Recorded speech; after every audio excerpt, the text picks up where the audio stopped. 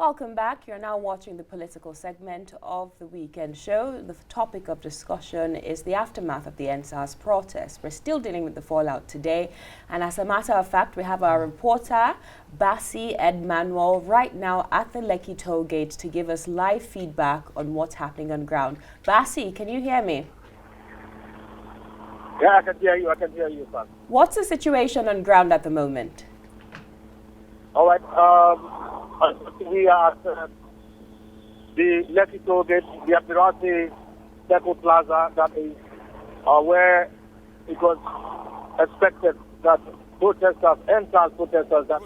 NSAS protesters, will be regrouping this morning.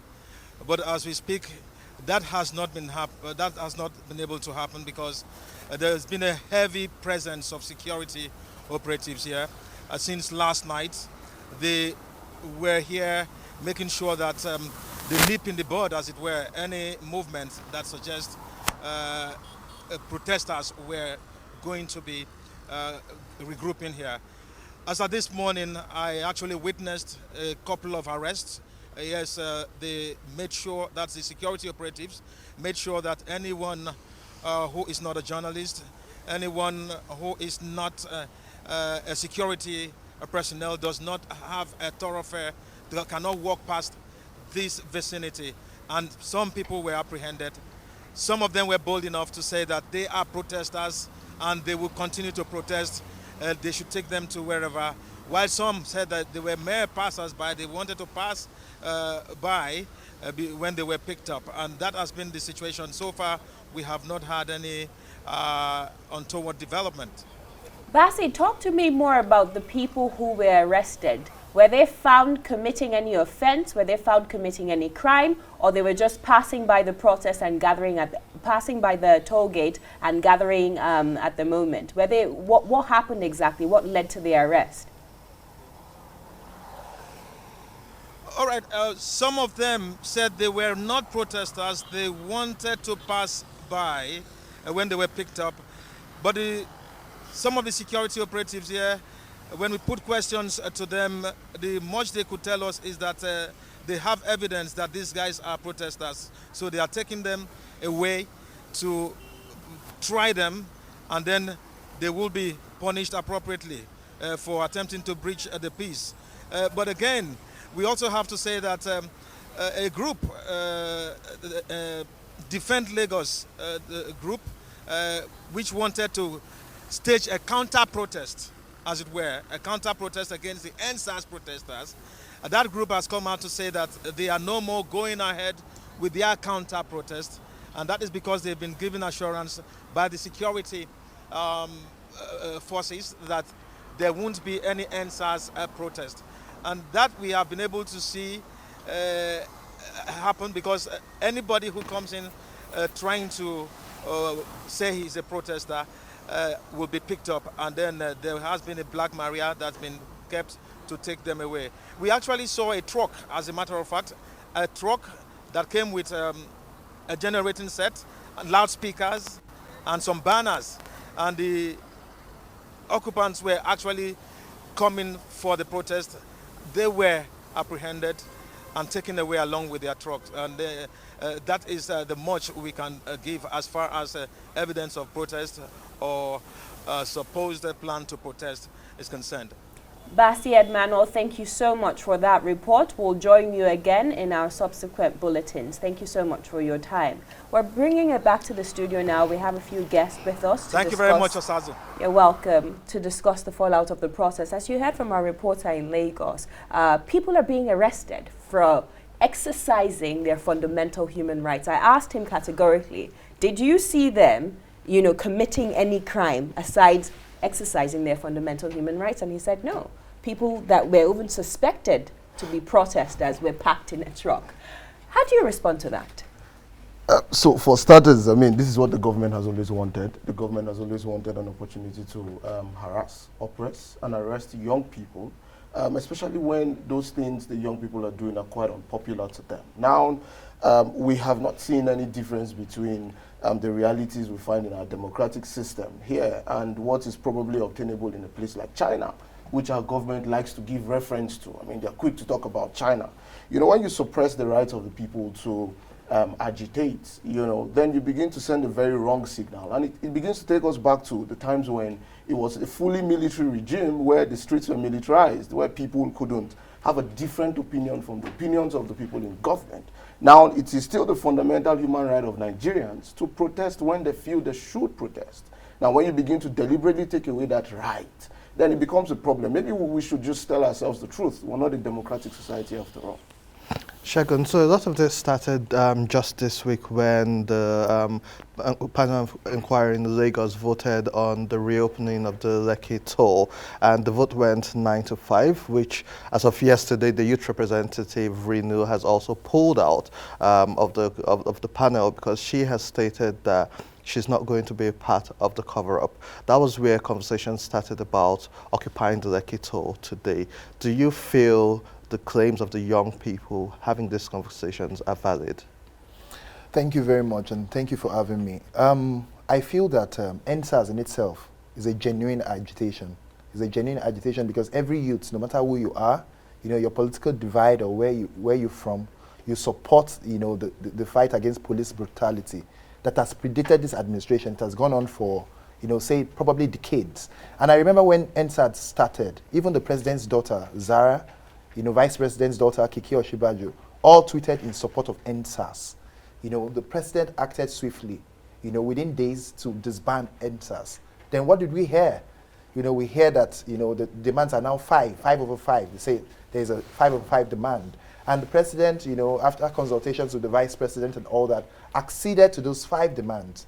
But what did we hear? Instead of, you know, this, instead of youth, because I'm a youth too, instead of us to listen and say, okay, let's go back to the drawing board, you know, engage them. I understand that there's trust deficit, you know, with government and you know, government says things and they don't do it and all that. So I understand from the organizers of the protest and the movement why they had reservations to trust government. But government said, okay, nominate part of your representative to be part of the reform process, the holistic reform process of not only NSAS, not only NSAS, but reform of the police. They said they don't have leaders, they don't have representatives. They will continue ad infinitum to occupy the roads, you know, block, you know, you know, my colleague here mentioned human rights. You know, where your human rights starts and ends is where my own starts too. For instance, if I want to move, you're protesting. If I'm staying in a community and there's an issue in the community and you want to protest, you know, and you block the road and I have to go to the hospital, I have to go about my normal businesses, I don't want to join you. Are you supposed to infringe on my rights because you're protesting? So those are issues we have to look into. So the protest continued and they started blockading everywhere. We saw a situation in this Abuja that we read in the newspapers that a pregnant woman lost her life when she was being taken to the hospital. Segun, just to interject, and I'll let you finish, and I do apologize for that. While the NSAS protest started in October last year, at least 12 people were killed within the first week. And I remember that because we had a program here where we even called out the names of some people who were killed as innocent protesters and even bystanders. And so I just want to say this so that in Nigeria, just so that we're not being unfair to those who lost their lives. But that said, after the protests, at least 20 young Nigerians had their accounts restricted. Someone had travel documents being taken away. And this was the complaints and protests of young people that the reason for this trust deficit, which you've just waved off. Don't you see reason with the agitations, especially seeing how the government has acted even after October 20 of 2020? Yeah, thank you very much. You remember that during the protest, we started seeing donations from foreign bodies and all that. You know, a lot of interest crept in. You know, what started as a genuine agitation was taken over by diverse vested interests abroad, you know, and within Nigeria and all that. So if the CBN, I do not know the rationale behind the restriction on accounts, but I know that there are national security implications. When there are national security implications, government will act. I am not privy to that, and I don't think that, you know, government will come and tell you, or the national security advisor will come and say, oh, this is what we see, this is what we see. So I feel that if there are national security implications, government can act, you know, which I think the restriction on accounts border on. So, but if any individual feel, okay, he has been unjustly or unfairly treated, there are the courts. The courts are there for you to go and get a court order, and get reprieve. And I know that during the week, I think there's a court order that said, okay, the restriction on accounts should be lifted and all that. So I feel that government should obey that court order if they are not appealing or getting the stay of execution. So I think that's my position on that. You see, there's this agitation for youth leadership all across the nation as we, lead up to the 2023 general elections. A lot of young people are creating this movement that young people need to, become more involved in politics. APC is doing their registration campaign. And I'm sitting here listening to you as a young man presently in government. And your ideology doesn't seem so far off. I'm not in government. You're part of but I'm a part of the party. APC, exactly. Yes. So your party is in government. Yes. And your ideology doesn't differ much from the older people that are in your party in terms of your response to the infringement on the fundamental human rights of Nigerians. You heard when we just called our reporter right now that passerbys are being arrested for protesting. There's no violence. I asked categorically, was any crime committed? And I just want to ensure I'm listening and I'm hearing you correctly and I'm not just, imposing my own ideologies on you. Do you think what just happened now is a breach of the fundamental human rights of Nigerians, these young people that went out there today? I don't have the full facts. Apart from what you showed here, I don't have the full facts of what happened. So I won't be able to independently, talk about what happened. But I don't think any responsible government would sit by and watch after what happened in October. We saw this whole country almost go up in flames. We saw this thing almost turn into an uprising. We saw looting across the country. We saw almost, over 20 states, even more than that, engulfed in this crisis because the government allowed this fundamental human rights and allowed people don't get me wrong. I know you're coming there. Yeah. I'm coming there. That's not what I meant. That's not what I meant. No. Because government actually allowed rights that infringe on other people's rights. You understand what I'm saying? So considering the carnage and everything that took place in October, I don't think any responsible government will sit back and allow another, protest or gathering to be hijacked, so to speak. Because the danger here is what happened in October. I'll tell you, part of the danger, part of what happened is, like, people like us or the learned people, youths, if you're protesting, you know that this is the way you're going. You understand? But you cannot the street urchin or the semi-literate or illiterate man or youth, you cannot define the path in which he is going to protest. The hoodlum will take... I see you twitching to respond to this. The hoodlum... There's so much, because we have limited time, we still have to have other segments. So, Busayo, react. I was just about to say, Busayo, what do you have to say? Just react. You see, our fellow young people, that are actively in politics are quite disconnected from the reality. That's not of true. The average Nigerian. That's not true. And you just spoke about the government allowing people to, as if it's probably part of the giveaways the government usually give when they go for elections. See, it's easy for you to sit down and call the bluff of a system. You just talked about street urchins. You call them as if they don't matter. Those guys are Nigerians. Those street urchins, they're Nigerians. The people we call touts and hoodlums, they're Nigerians. They're young people. A chunk of them do not have a life to live. A chunk of them live below $1 per day. Now, we have a poverty problem. It's understandable. The government has not done so much in fixing the poverty problem. It is another indictment on the government. So when these people that are created by the system, go the other way as renegades, quote and unquote, they are doing what the system has taught them to do, right? A young person who cannot vouch for himself or vouch on the integrity that I'm going back to my house today, he doesn't even have a house, with something substantial to feed, to buy food. You now begin to call the person, various names because it doesn't fit in a certain kind of narrative. Those of us who are elites, quote and unquote, that would sit in fancy studios, in the city of Abuja. We don't, we're disconnected from the realities of those people. The people I saw on the NSAS protest were the people I have never seen before. Young people I have never seen before on protests. So those guys were not protestpreneurs. Those guys were young Nigerians who had felt the fact that this system is not working. One thing broke the camel's back. It was the NSAS protest. Now, from the NSAS protest, we had other needs, other demands. Nobody knows when we would have that opportunity. Young people will have the opportunity to speak to the same government. It took the government so long a time to even respond to those things, right? I mean, the vice president was tweeting.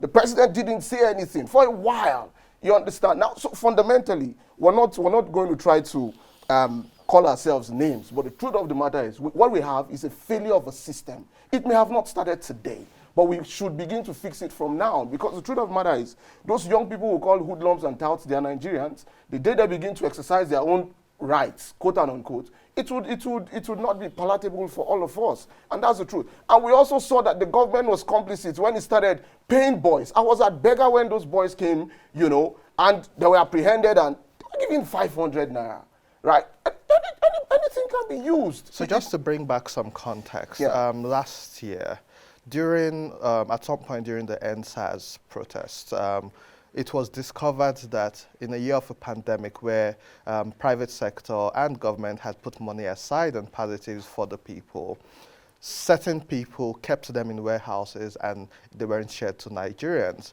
Hungry Nigerians, who are now being called hoodlums and vandals, found those places and took what they could because they needed to survive, just for a fact. When you talk about responsible Nigerians, no responsible Nigerian will go do X, Y, Z.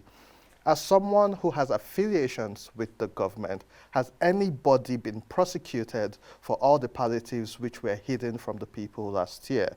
Two, with all the panels of inquiry and the police and the whole reshuffle, has anybody in the Nigerian police force been actively held accountable for what happened? And three, with the denials of what happened on October 20, 2020 at the Lekki toll, where we saw the government, including the governor of Lagos State, deny what happened. We saw the police officers and the military, only for doctors and more people to come back. You are talking about the people being responsible. How much responsibility do you feel the government, which you are affiliated to, directly or indirectly, how much responsibility have they taken? Thank you very much. I don't want you guys to paint it like I'm a government spokesman. I am coming here as a youth. I feel the pain. I'm from Lagos. I was born and bred in Lagos. So I understand police brutality. I understand NSAS. You know, I've been a victim, though not as brutal as other people, but I've been a victim, I think, around 2010, 2011. So I'm not coming here to say it's not a genuine struggle, or don't get me wrong. So I'll just go straight to what you said. What has government done? How have they been responsible? You know, I know that NSAS has been disbanded, and all the officers are not part of the new SWAT. There's a new special weapons and tactical team, you know, that replaced SAS. You know, so the old officers are not going to be are not part of the SWAT, and the new officers that are part of SWAT underwent psych evaluation, you know, medical evaluation and all that, to ensure that, you know, they are fit for the job, and amongst others, and new trainings and all that. Then panels of inquiry, like you said, have been set up across the 36 states. I cannot say, I'm not in 36 states, I'm in Abuja. I don't have the facts about who has been prosecuted or who has not been prosecuted across the state, but I know that it is an ongoing venture. You know, the panels of inquiry, the panels of inquiry have to submit their report, their final report, you know, make recommendations for prosecution, for payment of compensation and all that, before we start seeing this thing, you know, come into play. So it is a work in progress.